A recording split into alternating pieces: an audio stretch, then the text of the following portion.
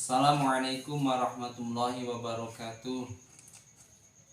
Alhamdulillahirabbil alamin wa bihi nasta'inu ala umuri dunya waddin. Allahumma shalli ala sayyidina Muhammadin wa ala ali sayyidina Muhammad wa ala alihi wa sahbihi ajmain, amma ba'd. Wa qala rabbi shrah li sadri wa yassir li amri wa hlul 'uqdatam min lisani yafqahu qawli. Ya fatahu ya alim, ya fatahu ya alim, ya fatahu ya alim. Yang terhormat Ibu dosen Ibu Siti Maria Munjiat SSMPDI. Perkenalkan, saya Asep Supriyatna dari kelas A39 dengan NIM 2281131936. Pada kesempatan kali ini saya akan mempresentasikan tentang aqsam Al-Quran, yaitu sumpah-sumpah di dalam Al-Quran, yang mana secara etimologis kata aqsam itu bentuk jamak dari lafaz qismun yang bermakna sumpah, yang mana ini lafaz qismun itu fiilnya adalah lafaz aqsamu atau ahlafa yang maknanya sumpah, yang terus dimuta'adikan dengan ba bisa sampai kepada makna al-muqsam bih. Secara terminologis, aqsam adalah mengaitkan jiwa untuk tidak melakukan sesuatu perbuatan atau untuk mengerjakannya, yang diperkuat dengan sesuatu yang diagungkan bagi orang yang bersumpah, baik secara nyata atau secara keyakinan saja.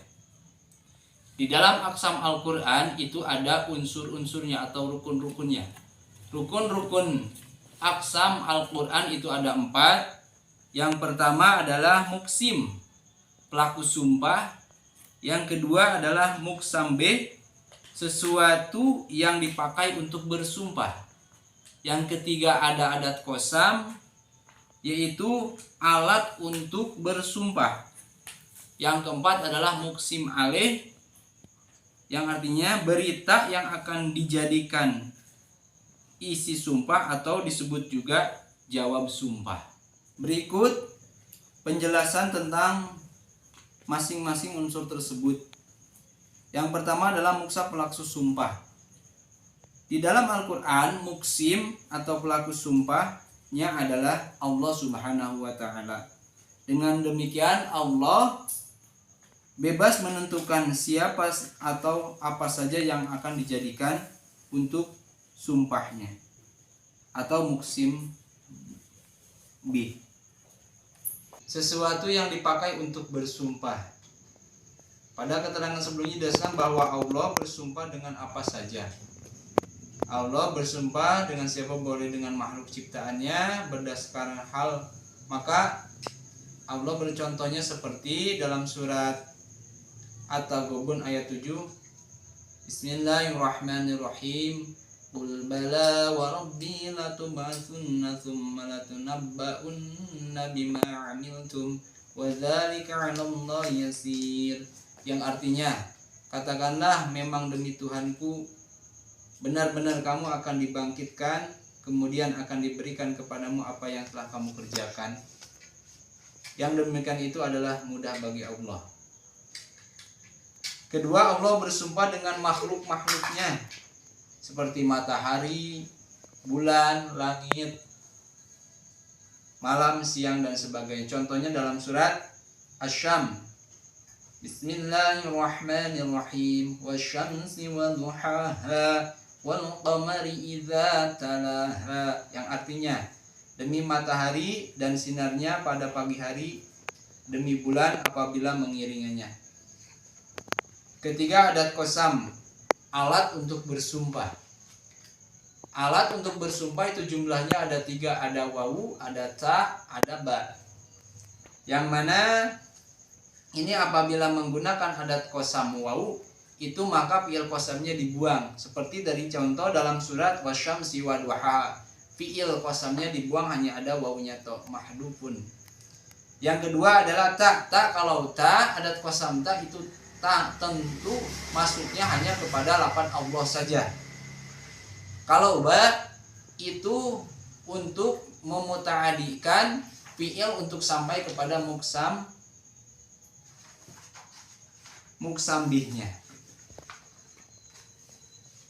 Contoh yang lengkap untuk yang memenuhi unsur-unsur atau rukun-rukun keempat yang tadi, yaitu dalam surat Al-Lail keterusannya, yaitu Bismillahirrahmanirrahim, wal-laili idza yaghsha wan-nahari idza tajalla wa ma khalaqal dzakara wal untha inna sa'yakum lasyatta.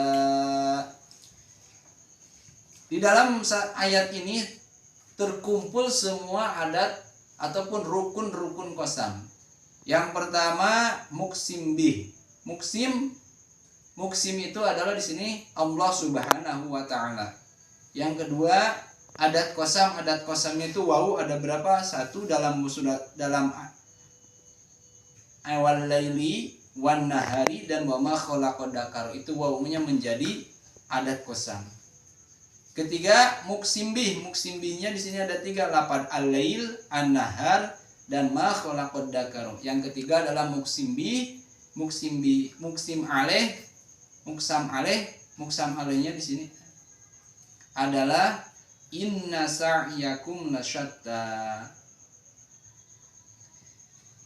Seterusnya manfaat aqsam Al-Qur'an. Manfaat aqsam Al-Qur'an di sini